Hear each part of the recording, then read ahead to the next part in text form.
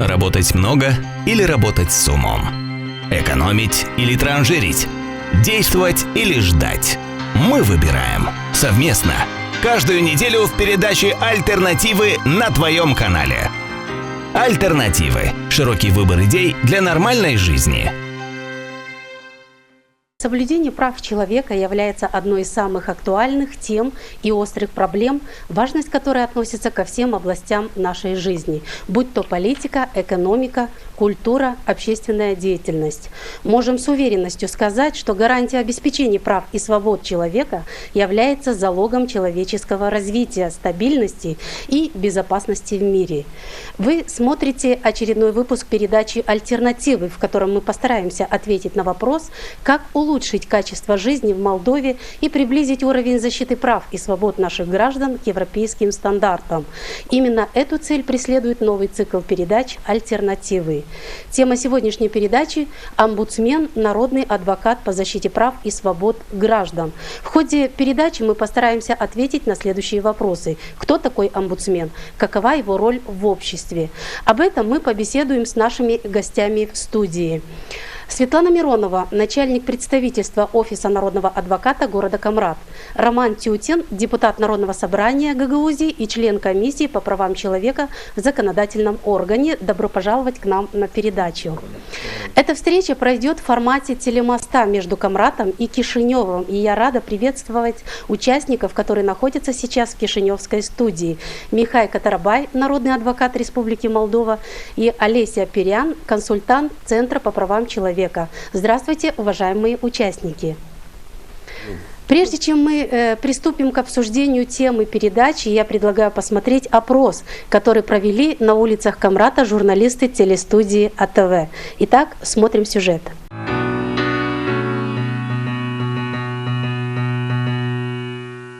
Обращались ли вы по защите своих прав в офис народного адвоката в Камрате?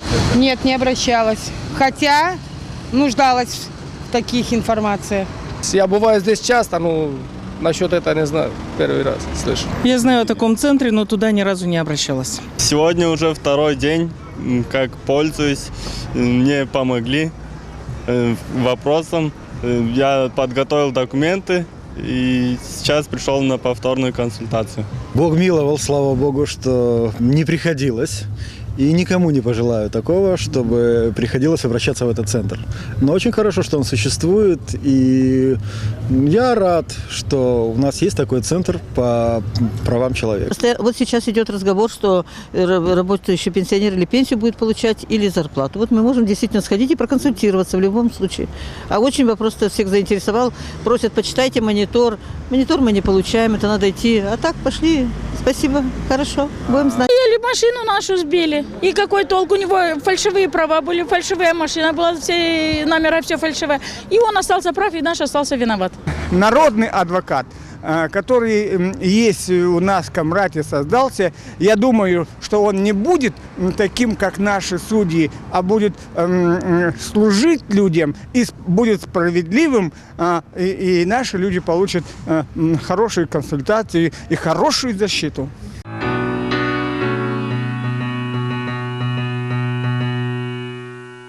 Из опроса мы видим, что люди хотели бы больше и чаще пользоваться услугами омбудсмена, но мало информированы о том, что есть у нас такой адвокат, и о том, где можно получить бесплатную консультацию. Госпожа Миронова, о существовании омбудсмена в Молдове знают единицы. По вашему мнению, почему? Во-первых, я скажу так, что в нашем учреждении произошли некоторые изменения, которые были согласованы в соответствии с принятием нового закона, закон о народном адвокате. И тот вопрос, который стоял перед людьми, фактически спрашивали его о существовании их, о существовании омбудсмена, о существовании офиса народного адвоката. Мы так называемся практически совсем недавно, а другое наше название Центра по правам человека, которое совсем недавно было отменено, это название больше на слуху, потому что информация идет со всевозможных источников. То есть фактически люди должны привыкнуть к новому звучанию названия нашей организации, к тому, что их права и свободы защищает народный адвокат, а не то, что было раньше парламентский адвокат. Ну и, конечно же, фактически обращаются те, кому пришла необходимость. И тогда, используя всевозможные источники, люди доходят в том числе к нам в офис народного адвоката, в том числе правоохранительные структуры. Слово «омбудсмен» действительно новое для нас. Вот расскажите коротко об истории возникновения должности омбудсмена. Ну, само слово «омбудсмен» в переводе с древнескандинавского фактически это гражданское лицо или должностное лицо, которое призвано заниматься защитой прав человека во всевозможных отношениях. Ну и на сегодняшний день мы можем сказать, что Республика Молдова, я думаю, что Домнин Катарбай чуть позже об этом скажет более ширенно, а Республика Молдова в этом отношении может считаться даже прародиной данной должности. Почему? Потому что впервые эта должность была учреждена здесь, на территории Республики Молдова, в селе Варница, королем Швеции Карлом XII, когда стала такая необходимость, опять же. Поэтому данное само слово, понятие омбудсмен было введено в наше законодательство тоже в 2014 году, когда был принят закон номер 52, потому что сам закон формулировку дает закон о народном адвокате, омбудсмене. А данная терминология применяется в европейском сообществе достаточно давно уже, и к этому понятию привыкли. А какова его роль в обществе? Сегодня омбудсмен занимается основное, скажем так, его нагрузкой занимается тем, что защищает права и свободы на территории того государства, которое он представляет. То есть это вне государственный механизм, если даже можно так за эти рамки выйти, не относится ни к одной ветви власти как таковой, ни к судебной, ни к законодательной, ни к исполнительной, потому что он контролирует абсолютно независимый орган. Абсолютно независимый. Наша основная задача — это мониторинг соблюдения прав и свобод человека, и в тех случаях, когда нарушаются права и свободы граждан, конституционные права и свободы граждан прежде всего, мы уже можем принести некоторые рекомендации государственным властям для того, чтобы изменить ситуацию, для того, чтобы восстановить нарушенные права. О рекомендациях мы поговорим чуть позже. Я хочу спросить господина Тютина. Вы являетесь членом комиссии по правам, по юридическим вопросам и правам человека в Народном собрании КГУ. Скажите, с какими жалобами вы сталкиваетесь или ваша комиссия, и как вы их рассматриваете? Вообще круг жалоб очень большой. В отношении прав человека это, конечно, основная, это нарушение права на труд, это трудовые споры. Также встречали вопросы и по правам ребенка тоже обращались. Обращаются, и мы направляем как раз вот в Центр по правам человека, и там эти вопросы уже решаются. То есть если они не в вашей компетенции? Не в нашей компетенции, то мы направляем, соответственно, в этот центр, который помогает людям в этом направлении. Светлана Андреевна, как вы помогаете этим людям? Вы знаете, самая большая проблема, на мой взгляд, которая сегодня есть, это прежде всего то, что наши граждане не знают о своих правах, об обязанностях, конечно же. И круг вопросов, с которыми обращаются к нам люди, это очень широкие вопросы. Конечно, больше всего сегодня стоит вопрос о нарушении социально-экономических прав. Самый большой аспект, с которыми сегодня обращаются люди, это право на социальные пособия, на пенсии, государственное социальное страхование, на жалобы на качество медицинского обслуживания. Естественно, что фундаментальное право на труд. Люди жалуются, что их либо незаконно увольняют, либо не принимают на работу. То есть тут Сколько можно... жалоб в год вы получаете? В отношении количества жалоб мы рассматриваем как устные жалобы, так и письменные. Значит, за прошлый год у нас было 691 обращение. То есть в этом количестве в том числе и письменные жалобы, петиции, которые мы принимали. В прошлом году было 31 петиция, в принципе, в позапрошлом году это было больше намного, 75. Но в связи с тем, что происходила некоторая реорганизация, все-таки это дало некоторое влияние. Но и люди, мы заметили так, что не всегда согласны писать обращения, жалобы письменно. Почему? Потому что, к сожалению, есть некоторое неверие в деятельность государственных институтов вообще, и поэтому многие считают, что достаточно только устно пожаловаться, и дальше уже будут предприняты необходимые меры. Да, тогда, когда это возможно, действительно, но В некоторых случаях необходима и письменная жалоба для того, чтобы хотя бы начать инициировать проверку того, насколько действительно были нарушены права этого человека. Спасибо. Парламент Молдовы назначает 2 независимых друг от друга народных адвокатов, один из которых специализируется по вопросам защиты прав и свобод ребенка. Но, насколько мне известно, до сих пор адвоката по защите прав ребенка нет. Почему? Кто защищает права детей? Этот вопрос я хочу адресовать гостям Кишиневской студии, но прежде мы хотим посмотреть репортаж наших коллег студии «Албасат» из Неспарен. Смотрим сюжет.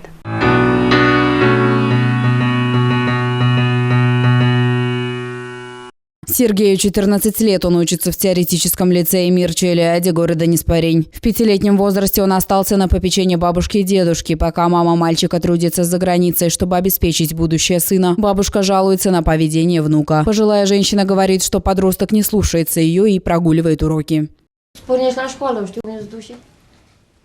Он уходит в школу, но откуда я знаю, куда он идет? Я спросила учителей, был ли он сегодня на занятиях, и они ответили, что да, был. Думаю, что он частенько шалит. На один урок идет, а другой пропускает. Я в качестве классного руководителя старалась сблизиться с ним, чаще вызывать на разговор, пыталась расспросить его о проблемах. Упрашивала одноклассников уделять ему больше внимания, не оставлять одного, интересоваться его переживаниями. Каждый день нам приходится с ним бороться. Он постоянно прогуливает уроки, и мы вызываем в школу бабушку, а та твердит одно и то же. Я отправляю его в школу, уже не знаю, что и делать. Его такой ответ мы слышим изо дня в день. Тот факт, что ему приходится расти без матери, очень повлиял на мальчика. Серджио признался, что ему не нравится учиться, и поэтому он часто прогуливает уроки. Меня не тянет в школу, я постоянно ругаюсь с учителями, они все время на меня кричат. Преподаватели теоретического лицея Мирча Элиаде говорят, что миграция несет в себе целый ряд рисков для несовершеннолетних. Это и прогулы уроков, и насилие, и социальная отчужденность. В этом списке перечислены дети, родители которых находятся на заработках за рубежом. У них много пропусков, что негативно влияет на общую ситуацию в лицее. На мой взгляд, необходимо разработать закон, обязывающий родителей при отъезде за границу оставлять детей под официальную опеку попечителю. Согласно официальным данным, у каждого 5-го ребенка в Молдове один из родителей находится за границей, а у каждого 10-го оба родителя трудятся за рубежом. Но в действительности их число намного больше. Печальнее всего то, что разъехавшиеся по миру в поисках заработков родители забывают о том, что они в ответе за то, как живут и растут их дети. Данные Министерства труда гласят, что 19 из 100 детей, чьи родители находятся за рубежом, подвергаются оскорблениям со стороны своих сверстников. 17% сталкиваются с подобными ситуациями в школе, а 6% в обществе. В кругу приятелей 17% детей, растущих без родителей, подвергаются физическому насилию. В Республике Молдова свыше 150 тысяч несовершеннолетних разлучены с родителями, уехавшими на заработки в другие страны. По данным европейской статистики, феномен детей, разлученных с родителями, достиг в Молдове одного из самых высоких показателей среди европейских стран после Румынии.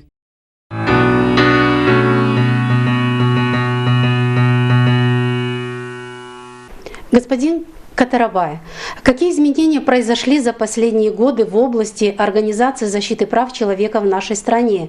И кто защищает права детей? Госпожа Миронова уже начала и, в принципе, объяснила от начала всех этих изменений. Я хочу подчеркнуть всего лишь 2 момента только. И еще раз. Бывший Центр по правам человека сейчас упразднен и создан офис народного адвоката. Это в соответствии с новым законом, о котором Донна Светлана упомянула. Это вызвано тем, что раньше были известны 4 адвокатских, вернее, парламентских адвоката, которые занимались вопросами специализированного характера, и часто или редко замечалась определенная несогласованность между действиями этих 4 парламентских адвокатов. И изменения, которые сейчас предусмотрены в законе о народном адвокате, конечно, они отражают не только структурные изменения, но, конечно, и функциональные, и определенные вопросы и компетенции, компетентного характера. Например, права народного адвоката защищать права и основные свободы граждан вплоть до прямого обращения в Конституционный суд. Изменение состоит в том, что раньше парламентские адвокаты могли обратиться только по вопросам чисто касающихся прав и свобод граждан. Сейчас народный адвокат имеет право обратиться в Конституционный суд по поводу любого закона, по поводу любого постановления, регламента и так далее, принятого правительством. Это, конечно, усиливает позицию народного адвоката, но это не означает, что, как сейчас граждане обращаются, вот напишите, составьте в Конституционный суд обращений. Не по любому поводу. Народный адвокат будет обращаться только по основным, по главным вопросам, которые затрагивают публичные интересы, имеют резонанс и так далее, и так далее. Я сейчас хочу адресовать вопрос госпоже Перян. Какую роль играют неправительственные организации в содействии утверждению прав и свобод граждан Молдовы и какие мероприятия проводятся неправительственными организациями, касающимися защиты прав человека в Молдове? Ну, с моей точки зрения, конечно, НПО играет очень важную роль в мониторинге прав человека и в действиях, которые касаются рассмотрения проблем в том, что касается права человека, и помощи людей, которым эта помощь нужна, ассистенция в этой материи и так далее. Все зависит от специфики деятельности каждого НПО, и в республике у нас есть где-то 4000 неправительственных организаций, которые работают в разных областях. В том, что касается права человека, есть несколько десятков сильных организаций, которые работают как прямо напрямую с бенефициарами, так и они более сфокусированы на изменения в политиках, в том, что касается права человека, изменения законов в этой области и так далее.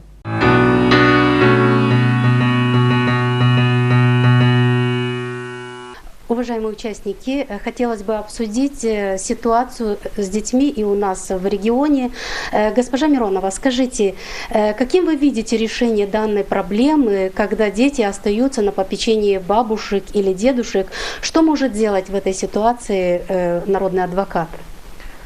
Ну, во-первых, конечно, с нашей стороны это прежде всего деятельность, как мы уже говорили, по мониторингу и защите прав человека, прав ребенка. Но обращаю внимание, что сегодня законодательно, нормативно создано достаточно большое количество нормативных актов, которые регулируют отношения в этой области и которые должны работать при предоставлении соответствующих механизмов.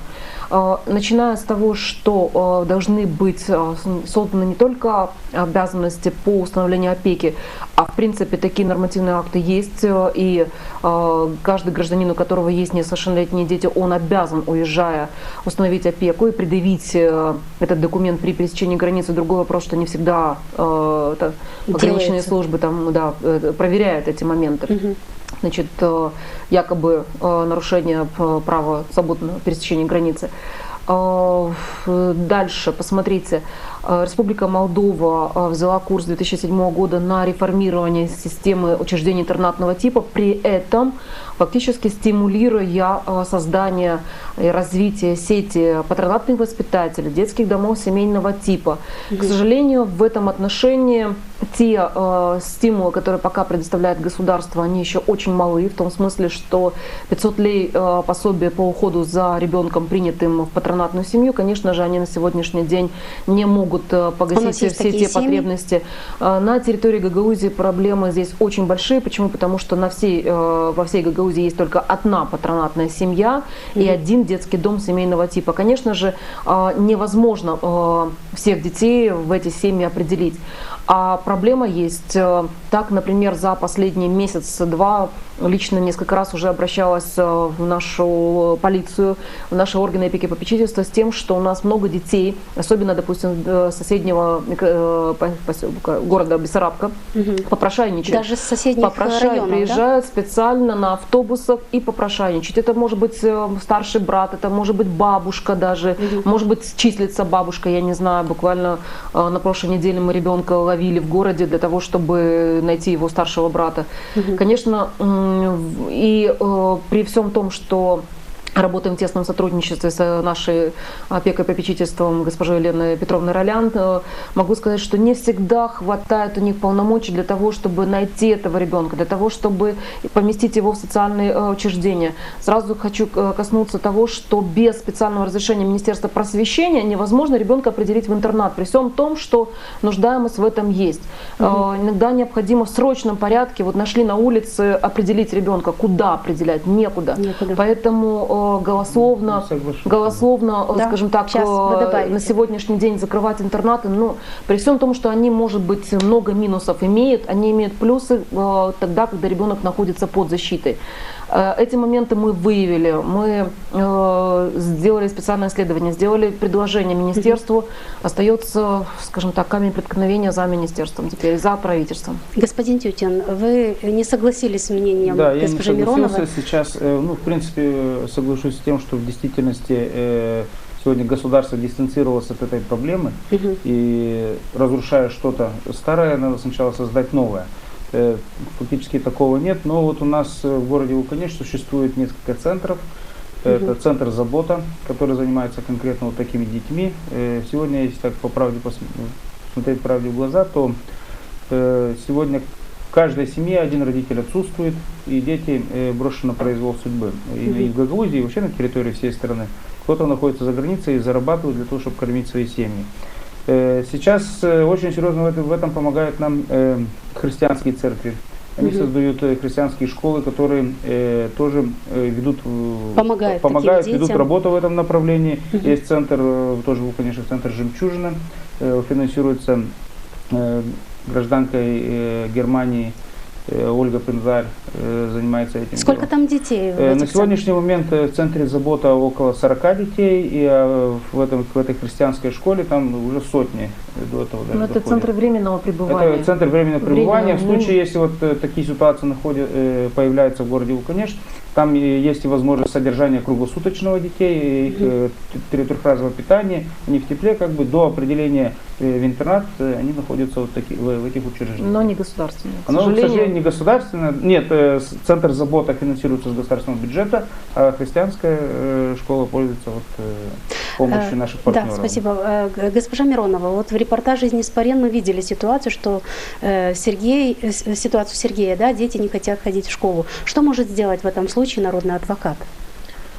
Здесь, конечно же, будут прежде всего посреднические мероприятия, которые, то есть, прежде всего, это привлечение, активное привлечение местных органов власти, потому что на сегодняшний день в соответствии с законом о особой защите детей, находящихся в ситуации риска, примар, то есть примарии, органы опеки и попечительства, которые должны быть созданы фактически в каждом населенном пункте, в каждом районе, именно они должны посодействовать прежде всего в этой ситуации и попытаться решить проблему теми методами, которые возможны с точки зрения их полномочий, их компетенции. Конечно же, нужно прежде всего выявить, в чем причина, почему он не хочет ходить в школу, потому что здесь могут быть и материальные, и психологические, и, естественно, тоже насилие. Родителей дома нет, родителей на заработках. Вы понимаете, родителей дома нет, это одно, а что этот ребенок испытывает в школе, что по отношению к его одноклассникам, что конкретно из-за чего было сказано, что учителя так себя ведут. Конечно, это все нужно минимум проверить и найти эту причину, и потом уже, руководствуясь данной причиной, думать о возможных будущих действиях. Но естественно, что ребенка ни в коем случае нельзя оставлять в такой рисковой ситуации, потому что без внимания. Да, потому что это в будущем может привести к очень негативным последствиям. Но работать нужно сообща. Ой, давайте скажем так, что, к сожалению, Республика Молдова стоит на одном из первых мест по количеству детских суицидов. Тут нужно признать это. Это и детская подростковая преступность, это и всевозможные другие. Но и самое главное, наверное, это больше личностного плана. А что этот ребенок в будущем даст своим детям? То есть у него сейчас образцов семейного поведения просто не складывается, не формируется. То есть он не сможет, вполне возможно, дай бог, чтобы вся ситуация изменилась, стать хорошим отцом, хорошим семьянином, потому что он не знает, как это. Вот исходя из этого нужно будет действовать. Спасибо. Сейчас я предлагаю всем нам вместе посмотреть опрос, проведенный нашими коллегами телестудии Друки ТВ, и узнать мнение жителей о том, с какими нарушениями прав и свобод они сталкиваются и как они их решают.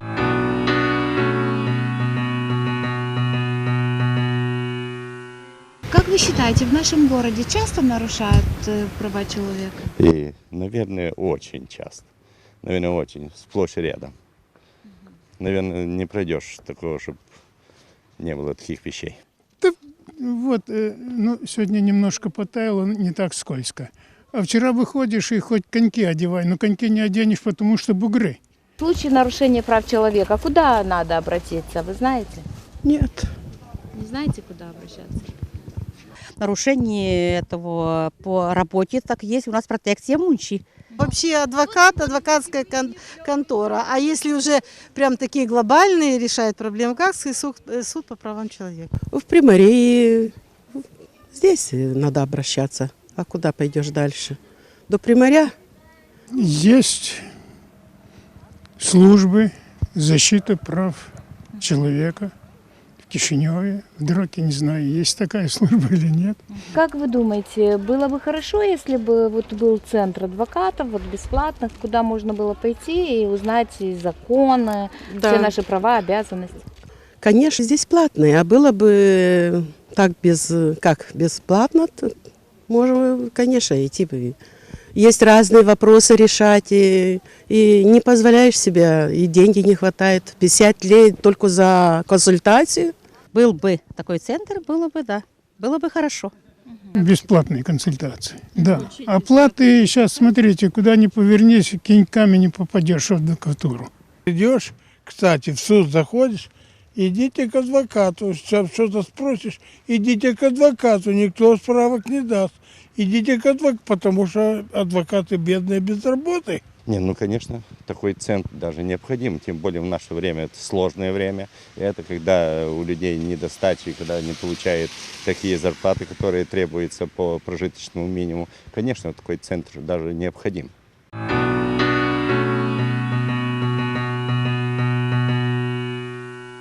Спасибо. Сразу хочу адресовать вопрос господину Катарабай. Почему так мало представительств офисов народного адвоката в регионах? Люди нуждаются в них и хотели бы по многим вопросам консультироваться. И почему только 2 омбудсмена в республике, когда раньше их было 4? В связи с чем вызвано такое решение? И кто защищает права ребенка? Вы мне так и не ответили, господин Катарабай. Ответьте, пожалуйста. Да, конечно, я остался должником по поводу прав ребенка, прав детей, но хочу исправить положение. И даже по первой части вашего вопроса я хотел бы ответить тем, что это не народный адвокат, не омбудсмен республики решает эти вопросы. Эти вопросы решаются органами власти, которые составляют, соответственно, структуру офиса или центра и так далее. Это было политическое решение изменить структуру омбудсманства. Вместо 4 парламентских адвоката существует 2 народных адвоката. Один, который руководит его офисом, и второй, как вы подчеркнули, по правам ребенка, по правам детей. В настоящее время, опять-таки, парламент не справился с задачей, не избрал, не назначил, вернее, пока, и моего коллеги по правам ребенка, но это не означает, что офис не выполняет свои функции в этой области. У нас есть специальные подразделения, которые занимаются исключительно вопросами детей, и все обращения, все петиции, все случаи, которые мы сами находим и считаем, что нарушаются права детей, реагируем из нашего офиса. Я надеюсь, что в будущем, в скорейшем будущем будет все-таки назначен адвокат по правам детей. Что же касается структуры, мы имеем 4 представительства. Имеем в Камрате, имеем в Бельцах, имеем в Кагуле и имеем в Варнице в соответствующем регионе. И по структуре, которую нам определили по органиграмме, вот по новому составу, предусмотрено вот только таких функций, должностей.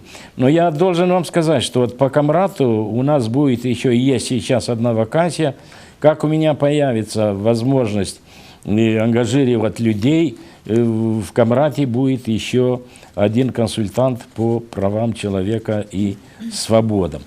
И то же самое будет усилено и представительство в Бельцах, и представительство в Варнице. Что же касается объема работы, то я вам должен сказать, что деятельность и, в принципе, специфика всего офиса отличается от регионального. Вот госпожа Светлана там упомянула одни категории обращения граждан. У нас по обобщению, по республике в целом совсем другая картина. Люди чаще всего обращаются по вопросам доступа к правосудию, по справедливым решениям и заключениям, которые принимаются судами. На втором месте это обращение, которое я получаю из мест заключения, из тюрем, где заключенные обращаются чаще всего по поводу условий содержания в заключении, по поводу тоже нарушения их прав, по поводу применения пыток и так далее, и так далее. И аж на третьем месте социально-экономические вопросы, то, что госпожа Миронова подчеркнула и по республике. Это пенсии, это социальные и другие вопросы, которые люди нуждаются в защите. Я хотел подчеркнуть здесь не менее важный вопрос. Это вопросы соблюдения прав на жизнь, права на здоровье. Известные случаи, которые народный адвокат сейчас отреагировал по поводу осуждения матери 5 детей в Страшенах, по поводу случаев в семье Баштовой и так далее. И не менее важный сектор народного адвоката – это защита прав людей с ограниченными возможностями. Эти люди нуждаются в особой защите по всем параметрам. И в этом аспекте народный адвокат также занимается этими вопросами исключительно исходя из нужд вот этих людей. Вопрос госпоже Перян. Какие мероприятия проводятся Центром по правам человека по информированию граждан о нарушениях их прав? В тех районах, где нет представительств офисов народных адвокатов, могут ли неправительственные организации заменить отсутствие омбудсмена? Ну, маленькая корректировка. Я представляю здесь Центр по информированию по правам человека. Это не государственная организация. И, ну, конечно, у нас в нашем центре, в нашем МПО есть несколько проектов, которые фокусируются на распространении информации по поводу прав человека и по мониторингу соблюдения прав человека во всей республике. В то же время у нас есть все наши действия, которые мы выполняем, мы стараемся выполнить, имея в виду тот факт, что мы обязаны включить во все наши процессы представителей тех групп, которые могут стать жертвами несоблюдения прав человека. И в этом смысле мы развиваем деятельность, включая вот этих людей во все наши проекты. Ну, конечно, НПО играют очень важную роль в том, что касается информирования людей в сфере прав человека, потому что это и есть одна из главных ролей МПО. Они должны давать людям информацию по поводу стандартов в этой сфере. И не только защищать людей после того, как их права были нарушены, но и информировать их о том, как можно свои права защищать перед тем, как нарушение имело место быть. Сегодня самая распространенная проблема в сфере защиты прав человека – это сокрытие самим человеком фактов нарушения его прав. Об этом неоднократно в своих выступлениях высказывался уполномоченный по правам человека Приднестровья Василий Калька. Я предлагаю вашему вниманию репортаж наших коллег телестудии Днестр ТВ, а потом продолжим дискуссию.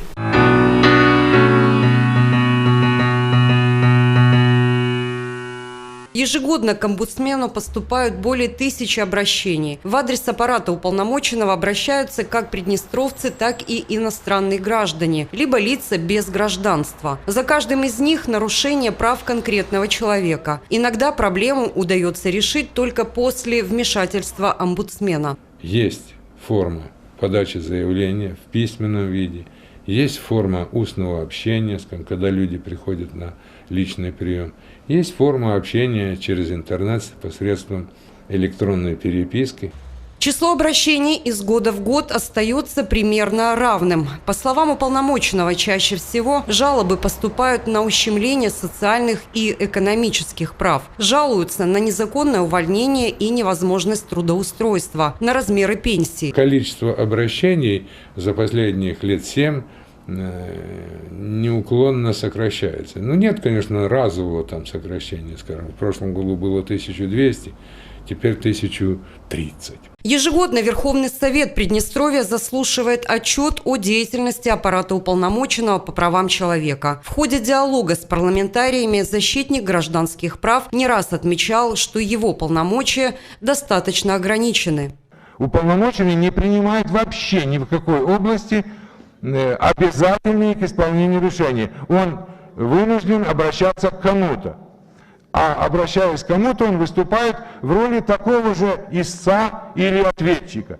Как следовало из последнего выступления омбудсмена, есть и положительные сдвиги. Среди таковых он назвал сокращение сроков рассмотрения как уголовных, так и гражданских дел в судах, а также сокращение в 3 раза числа жалоб на применение недозволенных методов при дознании и следствии. Следует отметить то, что вообще проблема нарушения прав человека, она имеется в любой стране на этой планете. В 137 государствах на планете Земля существует Институт уполномоченного по правам человека. Институт уполномоченного по правам человека в Приднестровье уже 10-й год способствует соблюдению основных прав и свобод человека. Работа ведется в тесном контакте с властями на всех уровнях.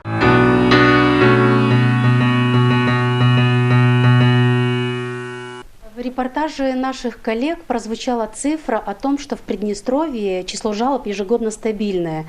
Госпожа Миронова, значит ли это, что люди просто боятся говорить о своих нарушенных правах, поскольку если омбудсмен не сможет помочь, то у них могут появиться больше проблемы?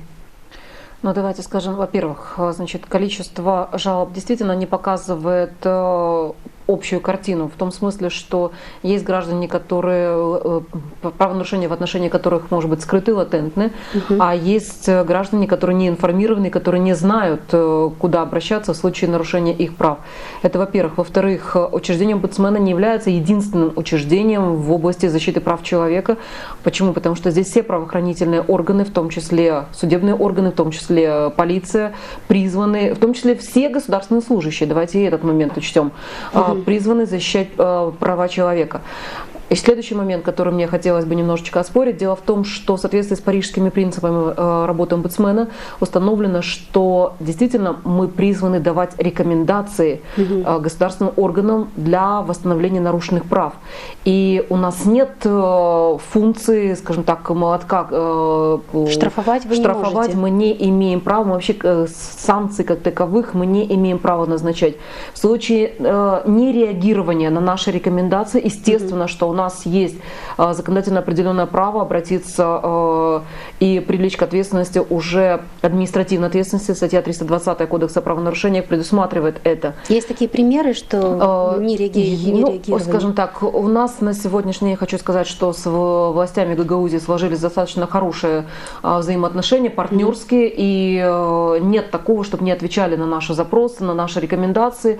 Худо-бедно, где-то в каких-то областях, может быть, время необходимо, но тем не менее наши рекомендации выполняются. И в отношении установки пандусов была затронута проблема, и в отношении того, чтобы начать, допустим, работу архивов, в отношении предоставления пенсий, труд и все остальное. В принципе, работа ведется. Поэтому неоднократно привожу такое сравнение, что омбудсмен на сегодняшний день — это сторожевая собака, которая лает, говорит о том, что есть проблема, а хороший хозяин в лице правительства эту проблему устранит. Но лаять тоже надо, иначе... Лаять необходимо в том смысле, что выявлять эти проблемы, давать рекомендации, как ее можно устранить, конечно, это наша первостепенная задача. Спасибо. Господин Тютин, как вы считаете, кому люди в нашем регионе могут больше доверить свою проблему? Частным адвокатам, которые могут представить интересы и в суде, но за деньги, или омбудсменам, или народным адвокатам, которые только могут что-то порекомендовать? А может, вашей комиссии? По практике они могут доверить свою судьбу только Бенджамину Франклину, который нарисовал на 100-долларовой купюре. Да? Поэтому сегодня все Если вопросы... серьезно. Если серьезно, это именно серьезно, это и подкупность судей, и подкупность правоохранительных органов, начиная от полиции, заканчивая прокуратурой. Вот так оно и есть, это реальная ситуация. И, к сожалению, омбудсмены у нас являются, как уже обозначили, собаками, которые лают.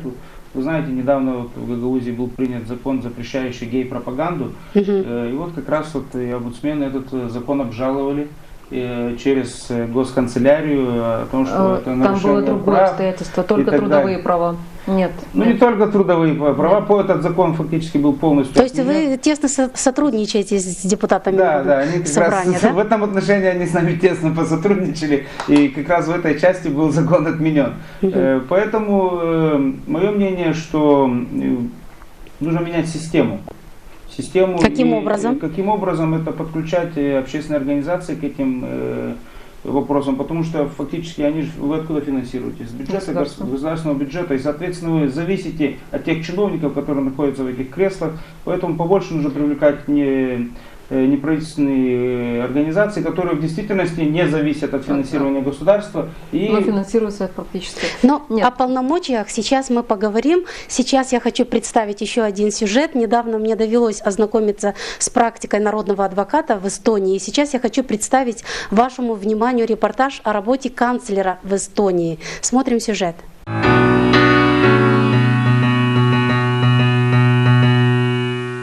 Функции омбудсмена в Эстонии выполняет канцлер юстиции. Он же выполняет и обязанности омбудсмена по защите прав ребенка. Канцлер юстиции следит за тем, чтобы чиновники, выполняющие публичные задачи, не нарушали вытекающие из Конституции права и свободы человека, законы и другие правотворческие акты. Проблема даже может быть не в том, как учреждение себя повело, оно может повести себя именно так, как закон приписал.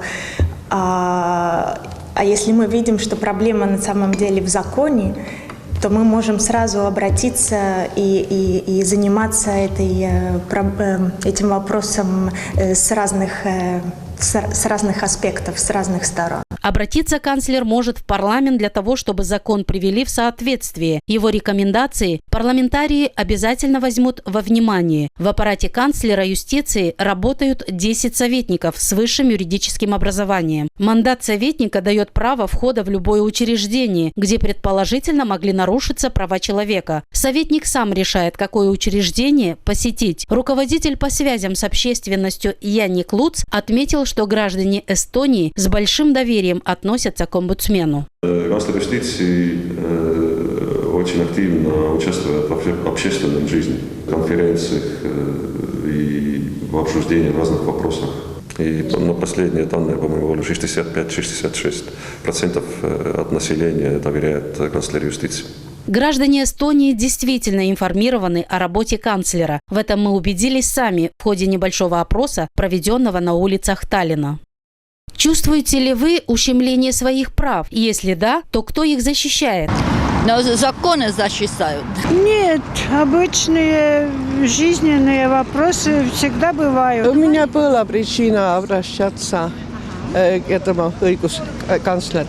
Ни один не мог мне помогать. Не так часто, скажем так, может быть, только на работе. Омбудсмена в Эстонии – это специальная должность, она что-то между населением и правительством. Канцлер юстиции в Эстонии назначается парламентом страны по предложению президента сроком на 7 лет. Раз в год канцлер представляет парламенту отчет о своей деятельности. Об эффективности данного института свидетельствует то, что более 90% рекомендаций канцлера юстиции выполняются. В случае невыполнения канцлер обращается к министру юстиции. И, если и это не помогло, парламент страны. Точка зрения канцлера юстиции является окончательной и не подлежит обжалованию в суде.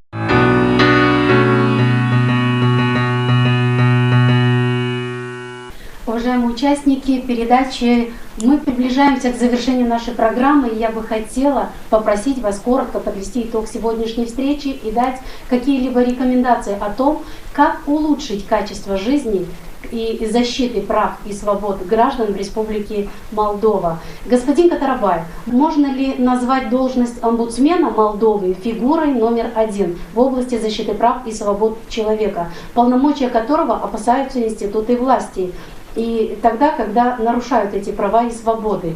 То есть чувствует ли себя народный адвокат Республики Молдова независимым? Или все-таки существует давление со стороны властей? Вопрос, конечно, интересный. Да.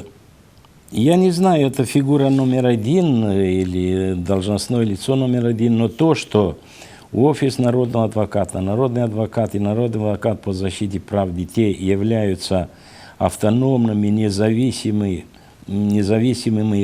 институциями, учреждениями по защите прав человека в Республике Молдова, это факт. Поэтому, конечно, люди должны знать о существовании вот этого института.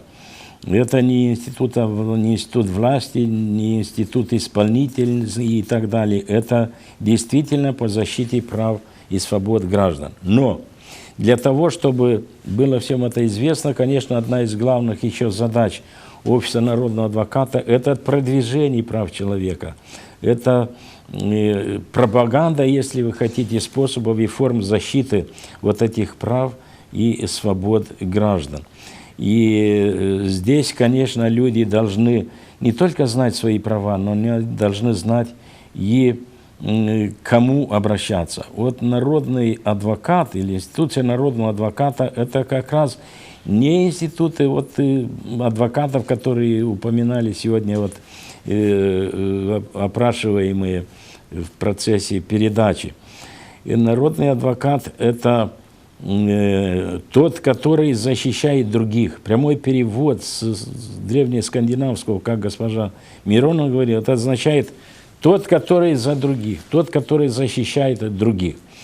Поэтому в данном случае я, конечно, хотел бы порекомендовать гражданам Республики Молдова не пройти мимо вот, деятельности народного адвоката. И народный адвокат провозгласил свою открытость на первой же пресс-конференции. Я назначен недавно, всего лишь полгода, но вместе с тем мы открыты, и главные источники нашей информации – это жалобы как раз и обращения граждан в офис народного адвоката. За деятельностью вот бывших моих коллег и прошлых, и вот за это полгода, который я назначен, количество и процент принятых обращений увеличивается. Если раньше было порядка 20%, мы сейчас принимаем к рассмотрению за 2015 год около 33% уже. Это означает, что мы изучаем детально каждое обращение, каждая жалоба граждан, если там нарушаются права человека. И я хотел бы еще подчеркнуть, что если люди решили обратиться к народному адвокату, это не означает, что они будут решать свои вопросы.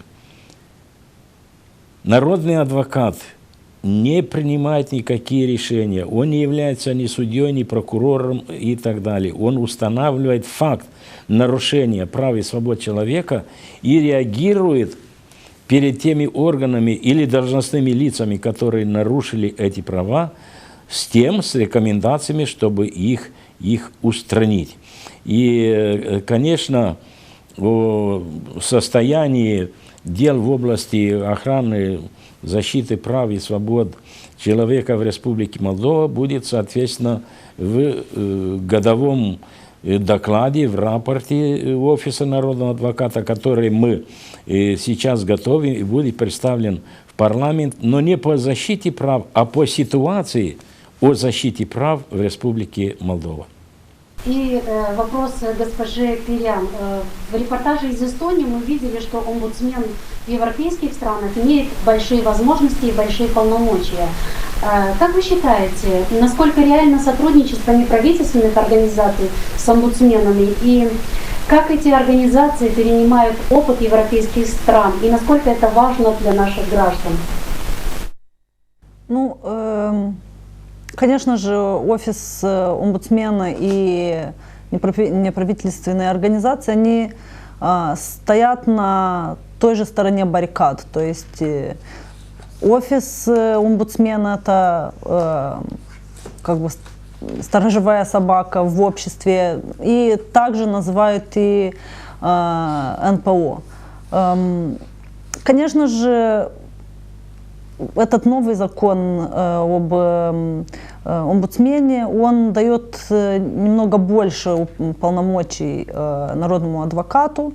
В зависимости от национального законодательства в разных странах Европы и в мире омбудсмены имеют более или менее широкие должности, обязательства, права и должности. Но наш парламент решил вот так, что омбудсмен в нашей стране имеет такие должности. Если можно сделать эти уполномочия шире, да, можно. Можно, чтобы омбудсмен имел возможность контролировать деятельность некоторых органов или какие-то надзирательные должности.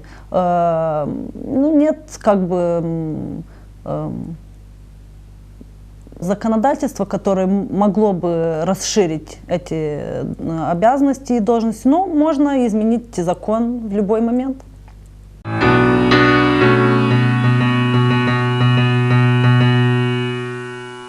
Давайте подведем уже итоги у нас в студии. Господин Тютин, скажите, что вы можете порекомендовать, чтобы отношения между нашими гражданами и чиновниками были более прозрачными, более уважительными, и конфликтные споры или вопросы решались более цивилизованно, как это делается в демократических странах развитых? Споры везде существуют. И конфликты тоже? Да, и конфликты тоже. Понятие демократия тоже растяжимое. Мы видим это вот на уровне Сирии, Ирака и так далее. Скажу по правде, сейчас ситуация... Мы ориентируемся на хорошие примеры. Это, кстати, те, которые навязывают нам вот эту демократию и вот эти вот права человека, и сегодня вот их же сами и нарушают. То есть есть система двойных стандартов. В отношении того, скажу, что ситуация кардинально меняется. Мы видим, что у нас растет гражданское общество. И я лично участвую в одном из проектов, одной из МПО, это психосоциальный центр в Вулканештах, который занимается насилием в семье. И скажу по правде, что местные власти оказывают очень серьезную поддержку. Очень часто обращаются правоохранительные органы для того, чтобы наши специалисты создали психологический портрет агрессора и так далее. Надо менять, надо менять ситуацию кардинально. И я думаю, что для этого нужна политическая воля. Политическая воля, подготовленное нормальное законодательство.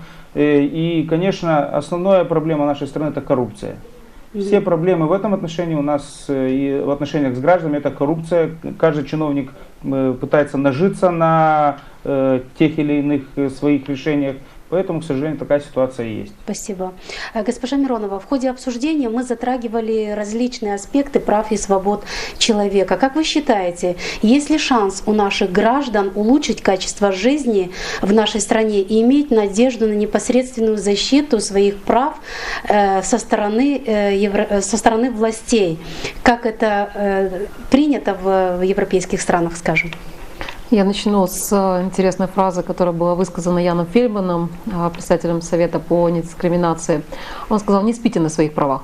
Фактически на сегодняшний день прежде всего от самих граждан зависит их защита. Начиная с того, что информирование фактически через вот такие источники, заканчивая их активными действиями для того, чтобы пробить эту стену непонимания, для того, чтобы добиваться восстановления своих прав. А для этого механизма есть, осталось только ими воспользоваться. Поэтому я думаю, что у наших людей все получится. Действительно, гражданское общество растет сознание того, что если не я, то кто. Поэтому необходимо здесь взаимосогласованно решать эти проблемы. Получится у нас приблизить наши законы к европейским стандартам? Законы у нас хорошие, у нас остались только механизмы создать для того, чтобы обеспечить деятельность. Спасибо.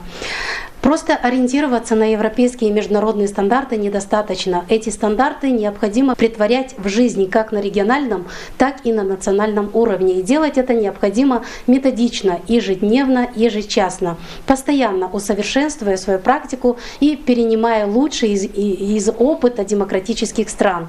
Я благодарю участников, гостей в нашей студии, кишиневских экспертов, которые были с нами на прямой связи. Напомню, что сегодня мы обсуждали тему «Омбудсмен. Народный адвокат по защите прав и свобод человека». До новых встреч в передаче «Альтернативы».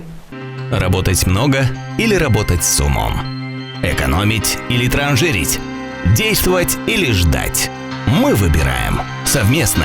Каждую неделю в передаче «Альтернативы» на твоем канале. «Альтернативы» – широкий выбор идей для нормальной жизни.